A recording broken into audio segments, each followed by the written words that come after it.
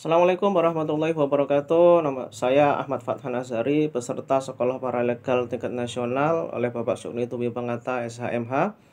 Pada kesempatan kali ini saya akan mereview materi berdasarkan pemahaman saya tentang materi pertemuan ke-8 sesi ketiga, yaitu paralegal gugatan perceraian Islam. Yang akan kita bahas beberapa hal, diantaranya adalah dasar-dasar hukum peninjauan kembali, kemudian dasar-dasar hukum kasasi di Mahkamah Agung, dasar-dasar hukum eksekusi putusan di pengadilan negeri, serta bagaimana fungsi paralegal di dalam proses tersebut.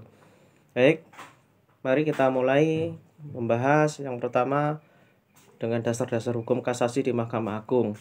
Ya, kasasi itu adalah upaya hukum luar biasa yang diajukan kepada Mahkamah Agung terhadap putusan pengadilan agama yang telah berkekuatan hukum tetap. Dalam konteks gugatan perceraian Islam, kasasi diajukan jika terdapat kekeliruan dalam penerapan hukum atau adanya kekeliruan prosedural yang dapat merugikan salah satu pihak. Dasar hukum kasasi ini diatur dalam Undang-Undang Nomor 3 Tahun 2006 tentang perubahan atas Undang-Undang Nomor 7 Tahun 1989 tentang peradilan agama, ya, serta Kitab Undang-Undang Hukum Acara Pidana atau KUHP pasal 244 hingga pasal 258. Tujuan utama kasasi adalah untuk menjamin keseragaman penerapan hukum dan memberikan kepastian hukum. Selanjutnya, tentang peninjauan kembali atau PK, yaitu PK itu upaya hukum luar biasa yang dapat diajukan oleh salah satu pihak dalam perceraian terhadap putusan yang telah berkekuatan hukum tetap.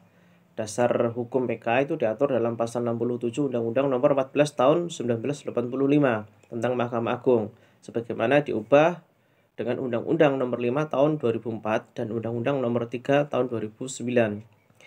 PK dapat diajukan itu jika ditemukan novum atau bukti baru yang signifikan, adanya kekhilafan hakim atau adanya kekeliruan yang nyata dalam putusan pengadilan.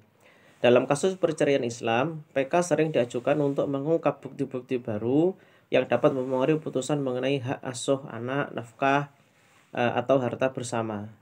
Ya, kemudian tentang eksekusi putusan di pengadilan negeri, ya, eksekusi putusan adalah pelaksanaan putusan pengadilan yang telah berkekuatan hukum tetap. Dasar hukum eksekusi putusan diatur dalam Kitab Undang-Undang Hukum Acara Perdata pasal 195 hingga 224 dan pasal 197 untuk daerah-daerah tertentu. Eksekusi putusan dalam kasus perceraian Islam itu mencakup pelaksanaan kewajiban pembayaran nafkah, pembagian harta bersama, serta pelaksanaan hak asuh anak.